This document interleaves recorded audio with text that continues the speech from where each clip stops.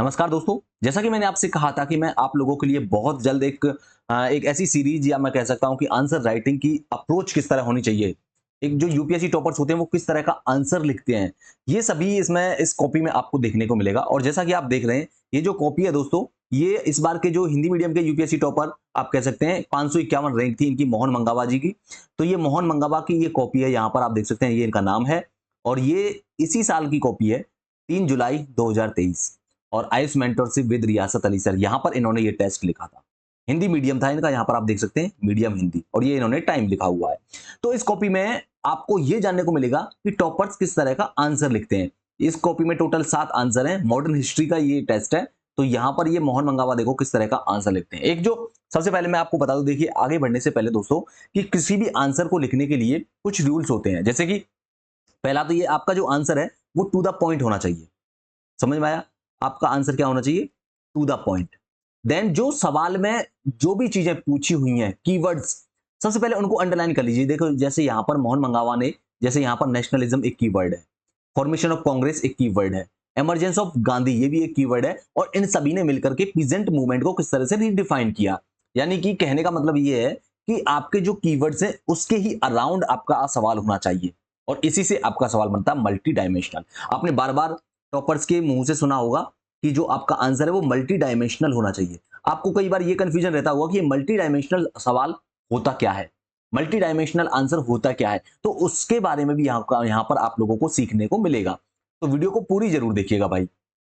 और देखो, सबसे पहले मैं आपको एक और चीज क्लियर कर दूं कि आंसर राइटिंग बेटर से बेटर, यानी कि अच्छा आंसर राइटिंग कैसे करें, इसके लिए सबसे जरूरी होता है, मैंने जितने भी इंटरव्यूज लिए हैं उन सभी में जितने भी टॉपर से इस बारे में बात की है, तो सभी ने यही बताया है कि हम लोग टॉपर्स की कॉपी देखते थे, जिससे हमको बहुत कुछ सीखने को मिला कि यूपीएससी जो टॉपर्स होते हैं वो किस तरह का आंसर लिखते हैं।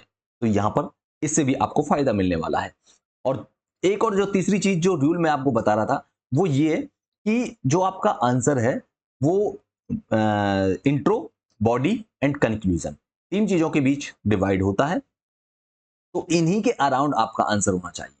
अब देखो, इन्होंने जो सवाल है, ये सवाल 150 वर्ड में लिखना है, ठीक है ना, ये जो आंसर है। और सवाल ये है कि पोस्ट 1815 सिनेरियो, यानी कि 1857 के बाद के सिनेरियो में, जब 1857 की क्रांति हुई थी और उसके बाद में नेशनलिज्म का राइज हुआ था, यानी कि राष्ट्रवाद का उदय हुआ था, कांग्रेस का भी गठन हुआ था, और गांधी जी का भी इमरजेंस हुआ था। तो इन सभी ने पीजेंट मूवमेंट यानी कि कृषक आंदोलन को किस तरह से रीडिफाइन किया, कब? 20th सेंचुरी में, यानी कि 20वीं शताब्दी में। इसके बारे में 150 शब्दों में ये आंसर लिखना है। तो देखो, मोहन मंगावा ने, देखो एक चीज देखो, जैसा मैंने आपको कहा, बॉडी, सॉरी, वो इंट्रो, बॉडी एंड कंक्लूजन। देखो यहां पर इन्होंने, ये तो है इनका कंक्लूजन, 4 लाइनों में, यानी कि 5 लाइनों में सॉरी कंक्लूजन नहीं, इंट्रो, 5 लाइनों में इंट्रो लिख करके खत्म कर दिया, और फिर आइए टू द पॉइंट बॉडी पर। देखो बॉडी देखना कितना बढ़िया, सारी चीजों को एक एक करके आपको बताऊंगा। और यहां पर ये है इनका कंक्लूजन, यानी कि यहां पर 4 लाइनों में कंक्लूजन लिख करके आंसर को खत्म किया। एक और चीज, जो स्पेस होता है आंसर के लिए, जितनी आपको यहां पर 2 पेज मिले हुए हैं, तो देखो दोनों पेज इन्होंने बहुत ही अच्छे से भर रखे हैं, ठीक है ना, यानी कि खाली छोड़ के नहीं आना है आपको कॉपी। समझ में आया ना? अब देखो यहां पर जो सवाल है वो कृषक, इनका इसका मेन कीवर्ड क्या है? Peasant movement. तो कृषक आंदोलन से इन्होंने शुरुआत की है कि कृषक आंदोलन भारतीय स्वाधीनता आंदोलन के अभिन्न अंग रहे हैं, परंतु 1857 की क्रांति के बाद इसके स्वरूप में कई क्रांतिकारी परिवर्तन आए। इन्होंने कई तरीकों से इन आंदोलन को पुनः परिभाषित किया, ठीक है ना, जोड़ा, इसे लिंक किया ना। यहां पर देखो जिस तरह से इन्होंने लिखा है कि किस तरह से रीडिफाइन किया इन सभी चीजों ने, तो उसी से इन्होंने यहां पर पुनः परिभाषित किया, यानी कि रीडिफाइन किया, इन्होंने इससे जोड़ दिया, लिंक कर दिया। और अब ये आगे आए 20वीं शताब्दी में कौन कौन से परिवर्तन आए थे, जैसा कि इन्होंने यहां पर ये देख रहे हैं क्रांतिकारी परिवर्तन आए। इंट्रो में इन्होंने जो बात करी उसी को फिर आगे बढ़ाया यहां से, और फिर पॉइंट वाइज आंसर लिखने के लिए आपको ये देखना है कि आपका जो सवाल है वो, उसकी डिमांड क्या है, क्या वो पॉइंट फॉर्मेट में लिखा जा सकता है या फिर पैराग्राफ फॉर्मेट में लिखा जाएगा। तो ये आपको देखना है। हिस्ट्री के ज्यादातर जो क्वेश्चन होते हैं वो पैराग्राफ फॉर्मेट में ही लिखे जाते हैं, लेकिन बहुत अच्छा होगा अगर आप पॉइंट फॉर्मेट में लिखें, जैसे कि यहाँ पर मोहन मंगावा ने लिखा है। सबसे पहले इन्होंने देखो क्या किया, सवाल में क्या पूछा था, नेशनलिज्म का राइज हुआ, कांग्रेस का फॉर्मेशन हुआ, और गांधी जी का जो इमरजेंस हुआ था, उन्होंने पीजेंट मूवमेंट को किस तरह से रीडिफाइन किया। तो यहीं पर इन्होंने आगे जो है सवाल को आगे बढ़ाया है, आंसर को, जैसे कि नेतृत्व की कमी पूरे होने लगी। एक पॉइंट में लिखा। अब आप मान लो इसको पैराग्राफ में लिखते तो बहुत ज्यादा स्पेस भर जाता और अपनी बात आप अच्छे से भी नहीं कह पाते। लेकिन यहाँ पर देखो इन्होंने कितना बढ़िया तरीके से, मैं आपको बता दूं, इन्होंने सब चीजों को लिखा है। नेतृत्व की कमी पूरी होने लगी। अब देखो इन्होंने कैसे, चंपारण में गांधी जी ने जो चंपारण आंदोलन किया था, और वारदोली में सरदार पटेल जी ने, क्योंकि यहाँ पर पहले, इससे पहले जो कृषक आंदोलन थे ना, उनमें लीडरशिप, एक लीडर नहीं हुआ करता था, नेतृत्व की कमी थी। लेकिन गांधी जी का उदय हुआ तो चंपारण से शुरुआत हुई, और चंपारण में गांधी जी एक लीडर के तौर पे उभरे थे। तो नेतृत्व की कमी पूरी होने लगी थी, नेतृत्व मिल गया था कृषकों को, किसानों को। और वारदोली यानी कि जो गुजरात का वारदोली है, वहां पर भी ये आंदोलन हुआ था, और वहां पर उसका नेतृत्व किया था सरदार पटेल ने। तो लिंक किया पूरा, एक एक एक चीज पूरी होगी। दूसरा है राष्ट्रीय हितों के साथ एकाकार, यानी कि जो नेशनल इंटरेस्ट थे उनके साथ कृषक आंदोलन जुड़ने लगे थे, जैसे कि कृषि आधारित अर्थव्यवस्था की बात होने लगी थी अभी। ठीक है। और इसके अलावा नेक्स्ट पॉइंट इन्होंने लिखा, स्वदेशी व असहयोग आंदोलन ने शुरुआती किसान आंदोलन को बढ़ावा दिया। तो स्वदेशी आंदोलन हुआ था, असहयोग आंदोलन हुआ था, उनसे भी तो किसान आंदोलन को फायदा मिला था, उनसे भी तो किसान आगे आए थे और उसको बढ़ावा मिलने लगा। नेक्स्ट, गांधी की शुरुआती आंदोलनों में जीत हुई तो उससे भी फायदा हो, क्योंकि गांधी जी ने किसानों की बात करी थी, है ना, गरीब तबके की बात करी थी। तो यहां पर गांधी जी के और शुरुआती आंदोलन गांधी जी के सफल रहे थे, तो उसमें जीत हुई गांधी जी की। फिर कांग्रेस के मुख्य एजेंडे में कृषि सुधार होने लगा, यानी कि कृषि सुधार, अभी तक जो कांग्रेस का जो एजेंडा था, ठीक है ना, उसमें कृषि सुधारों की बात नहीं थी, एग्रीकल्चर रिफॉर्म की बात नहीं थी। तो यहां पर कांग्रेस का जो मुख्य एजेंडा था, कांग्रेस ने भी अपने सारी चीजों में, कांग्रेस ने अपने आंदोलनों में अपनी बात जब वो रखते थे अंग्रेजों के सामने, तो उसमें भी एग्रीकल्चर रिफॉर्म की बात करने लगे थे वो। नेक्स्ट, अवध किसान सभा और राष्ट्रीय किसान सभा ने जागरूकता फैलाने का काम किया। देख रहे हो केरल में, इन्होंने यहां पर हर चीज को इन्होंने लिंक किया है। तो अब देखो नेक्स्ट, देखो इन्होंने किया, अब देखो बाद में जो, परंतु इसके बावजूद भी समस्याएं बनी रही। पहले तो इन्होंने क्या किया, समझ में आया आपको कुछ, कि जो जो परिवर्तन हुए थे वो सब की बात करी इन्होंने, और फिर उसको किया क्या, परंतु इसके बावजूद समस्याएं भी बनी रही। तो आपको उन जो समस्याएं हैं, जो प्रॉब्लम्स हैं, उनको भी ध्यान में रखना है, उनको भी आगे लिखना है। जैसे कि इन्होंने लिखा है, जैसे निरंतर पड़ते अकाल अकाल पड़ रहे थे, और तो ऑब्वियसली क्या बहुत ज्यादा प्रॉब्लम झेलनी पड़ रही थी किसानों को भी, और यहाँ इंडियंस को भी। देन कृषि वाणिज्यीकरण ने भू प्रतिरूप को बदल दिया। कृषि का जब कॉमर्शलाइजेशन होने लगा, तो वैसी ही फसलें यहाँ पर उगाई जाने लगी, जैसे कि पहले अनाज उगता था, लेकिन अब कृषि का वाणिज्यीकरण की जगह, अनाज की जगह कपास उगने लगा था। समझ में आया। तो जो एग्रीकल्चर का जो प्रतिरूप था वो बदलने लगा था। इसके अलावा विदेशी बाजारों से एकीकरण ने बिचौलियों को फायदा पहुंचाया, लेकिन किसान उससे क्या हुए, त्रस्त होने लगे। कांग्रेस द्वारा केवल अंग्रेज आंदोलन के समय, केवल आंदोलनों के समय ही ग्रामीण रुख, स्वदेशी आंदोलन मुख्यतः शहरों तक रहा। देन अकाल आयोग का गठन किया गया था, उसके बारे में भी इन्होंने लिखा। स्थायी बंदोबस्त, जो अंग्रेज पॉलिसीज लेकर के आए थे, उसके बारे में भी इन्होंने जिक्र किया। तो समझ में आया आपको, ये वो थी जो समस्याएं थी, क्योंकि स्थायी बंदोबस्त से भी एक समस्या पैदा हुई, जमींदार आने लगे थे। ठीक है ना, उन्होंने, इसने जमींदारों को मजबूत किया, जैसे कि इन्होंने यहाँ पर लिखा भी है। देन अकाल आयोग, अकाल पड़ने लगे, अकाल आयोगों का गठन तो किया गया था, लेकिन कोई फायदा ही नहीं हुआ था। तो ये चीज उन्होंने, क्या क्या समस्याएं रही सवाल में, उसको भी। और देन यहाँ पर कंक्लूजन, कंक्लूजन देखो किस तरह से लिखा है। इस प्रकार नील आंदोलनों से शुरू हुई यह किसान आंदोलन प्रक्रिया 20वीं सदी में भी जारी रही, लेकिन कोई ठोस हल न तो स्वतंत्रता पूर्व निकला और ना ही आज 21वीं सदी में। तो देखो इन्होंने स्वतंत्रता पूर्व से लेकर के कंक्लूजन में भी अभी तक का जो चीज, अभी 2000 मतलब 2-3 साल पहले किसान आंदोलन हुए थे ना, सरकार कानून लेकर के आई थी, लाई थी, किसान कितना तगड़ा किसान आंदोलन हुए थे अभी, तो वो चीज को भी लिंक कर दिया। तो आपको कहने का मतलब मेरा ये है, इस तरह से आंसर लिखना है। कुछ समझ में आया होगा। पहले इन्होंने क्या किया, देखो सारी चीजों को टच किया है इन्होंने, समझ में आया। पहले इन्होंने देखो 20वीं शताब्दी में जो सवाल पूछा है, उसमें परिवर्तन, गांधी, कांग्रेस के कीवर्ड था, कांग्रेस के बारे में इन्होंने जिक्र किया। इमरजेंस ऑफ गांधी, गांधी के बारे में भी जिक्र किया, और कृषक आंदोलन तो यहाँ पर मेन पॉइंट है ही जो सवाल पूछ रहा है।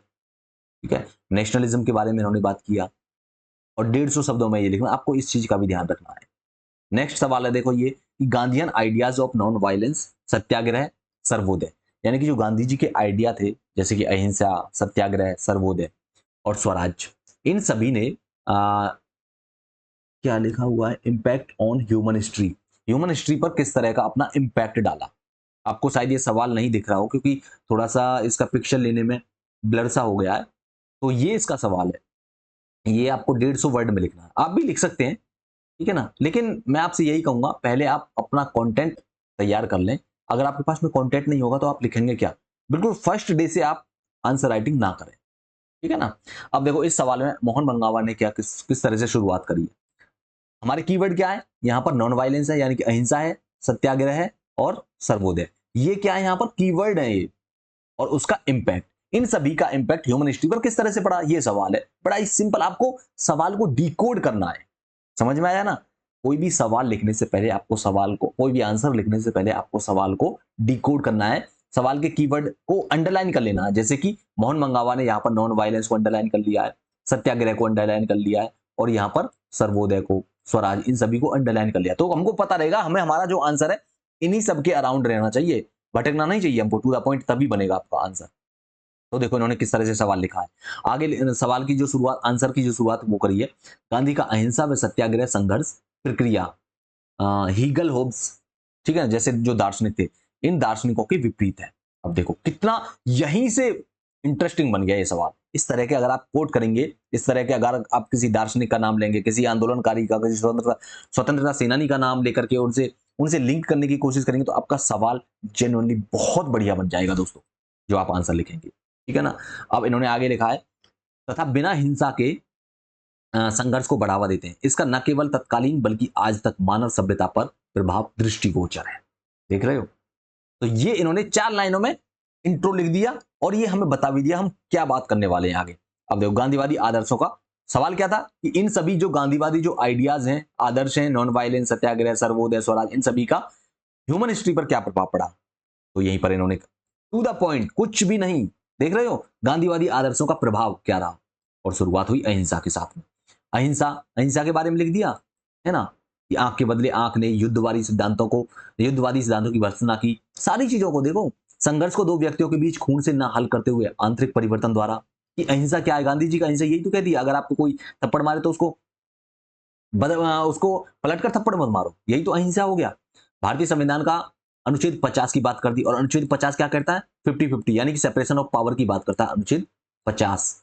वैश्विक शांति, ठीक है ना, अहिंसा, परमो धर्म की वकालत, इन सभी के बारे में। नेक्स्ट सत्याग्रह, सत्याग्रह के बाद में इन्होंने बात करी गांधी सत्याग्रह द्वारा अन्यायी के प्रति, क्योंकि हमारे सवाल में क्या पूछा है, सवाल में पूछा नॉन वायलेंस के बारे में, सत्याग्रह के बारे में और सर्वोदय के बारे में। तो इनके बारे में बात करी ना इन्होंने। तो देखो अहिंसा के बारे में होगी, सत्याग्रह के बारे में होगी, और सर्वोदय के बारे में। और पॉइंट वाइज लिखा है, देखो हिस्ट्री के सवाल को भी पॉइंट फॉर्मेट में लिखा है। और बहुत पॉइंट फॉर्मेट का यही मतलब होता है कि पॉइंट में लिखने से आप कम कंटेंट में बहुत ज्यादा आप अपनी बात लिख देते हैं। सर्वोदय और स्वराज, तीनों चीजों की बात कर दी। मतलब आंसर में जो आपके सवाल में जो भी चीज पूछा है ना, उसको छोड़ो मत। अब देखो इन्होंने भी सबकी बात करके और कंक्लूजन में लिखा है, इस प्रकार गांधी के सिद्धांत सार्वभौमिक और निरंतर प्रासंगिक बने हैं, तथा वर्तमान परिप्रेक्ष्य यहाँ संघर्ष, गरीबी, युद्ध का माहौल है, तथा एसडीजी लक्ष्य पूर्ति हेतु गांधी मार्ग सर्वाधिक उचित है। अब देखो इन्होंने जो सस्टेनेबल डेवलपमेंट गोल है उनको भी उनका जिक्र करा है। और जहां भी आप, और चूंकि एसडीजी क्या है, एसडीजी यूएन का गोल है ना, जिनको सभी कंट्रीज को ये फुलफिल करने हैं। अब मान लो आप एसडीजी लिख दे रहे हैं ना, यही काफी है, पता लग जाएगा जो चेक एग्जामिनर है कि भाई बंदे में कुछ तो बात है, बंदे को पता है, इसको स्टूडेंट को पता है इसके बारे में, कि ये हमारे जो गांधी जी के सिद्धांत हैं वो एसडीजीओ के जो फुलफिल करने में भी किस तरह से अभी जो है मार्गदर्शक रहेंगे ये। तो इस तरह से इन्होंने सारी चीजों को लिखा है। समझ में आ रहा होगा आपको कुछ चीज। तो अप्रोच क्या होनी चाहिए, ठीक है ना। और एक और चीज मैं बता दूं, ये 2 और सवाल हैं आज के। अब देखो मैंने 2 सवाल तो ये लिखे हैं, ठीक है ना, मतलब 2 सवालों का हमने यहां पर जिक्र कर लिया है। अगर आप वीडियो में नीचे कमेंट सेक्शन में जरूर बताइएगा कि इस तरह के सवाल, इस तरह का वीडियो और बनानी चाहिए क्या, ताकि आप लोगों को सब चीजों का पता रहे, ठीक है। ये तीसरा सवाल हम लोग ना नेक्स्ट वीडियो में डिस्कस करेंगे, आप बताएंगे जब नीचे कमेंट सेक्शन में कि इस तरह से कि ये पूरी सीरीज सभी टॉपर्स की कॉपी आपके सामने, उन वो किस तरह से सवाल लिखते हैं, किस तरह से वो सारी चीजें करनी चाहिए ना करनी चाहिए, बताइएगा, ठीक है। तो इस तरह से आपको, और देखो एक और चीज, अब हिस्ट्री के में जहां मैपिंग की जरूरत हो वहां मैप डाल सकते हैं, और जो क्या कहते हैं इंडिया का मैप, मान लो इंडिया का मैप रफली ही बना दीजिए आप। आपको इंडिया का मैप बनाना नहीं आता ना, मैं सिखा दूंगा, कोई इश्यू नहीं है। तो इस तरह से चीज़ों को आपको करना है। तो नीचे कमेंट सेक्शन में बताइएगा। ये थे मोहन मंगावा की कॉपी थी ये, और भी बाकी टॉपर्स की कॉपी है हमारे पास में। अगर आप चाहेंगे तो हम इस तरह की वीडियो बना करके आपके सामने रख देंगे, ठीक है ना? तो ये 2 सवालों का बताइएगा नीचे कैसी लगी, और कुछ समझ में आया होगा। 1-2 बार से, एक वीडियो से नहीं होता यार, 1-2 बार से आपको इसकी लगातार प्रैक्टिस करनी होगी, ठीक है? मिलते हैं नेक्स्ट वीडियो में, तब तक के लिए थैंक यू।